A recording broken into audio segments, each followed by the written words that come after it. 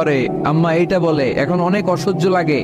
তো যেদিন চলে যাবে ওই দিন বুঝতে পারবেন মাথার উপর থেকে ছাতাটা নাই হয়ে গেছে, বটবৃক্ষটা চলে গিয়েছে, আর উপদেশ দেওয়ার মতো কেউ নাই, কাছে আগলে রাখার মতো কেউ নাই। এজন্য আব্বা আম্মা থাকতে আমরা যেন আব্বা আম্মার কাছ থেকে দোয়া চাই। আব্বা আম্মার দোয়া কোনোদিন আল্লাহ তাআলা ফিরিয়ে দেয়। আমরা আব্বা আম্মারে রেখে দিয়ে অমুক দরবারে যাই, অমুক দরবারে যে দোয়া চাই। আসল বড় দরবার যে আমার ঘরে, এটাই বলে যাই। আমার আব্বার চেয়ে বড় কোনো পীর সাহেব আমার জন্য হতে পারে? আমার মায়ের চেয়ে বড় দোয়াকারী আমার জন্য পৃথিবীতে থাকতে পারে?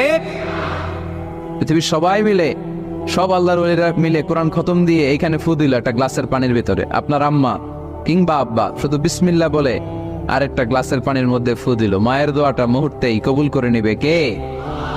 আম্মা আব্বার চেহারার দিকে তাকালেই কবুল হজের সওয়াব দেয় কে? হজ করে আসছেন কারা কারা দেখি।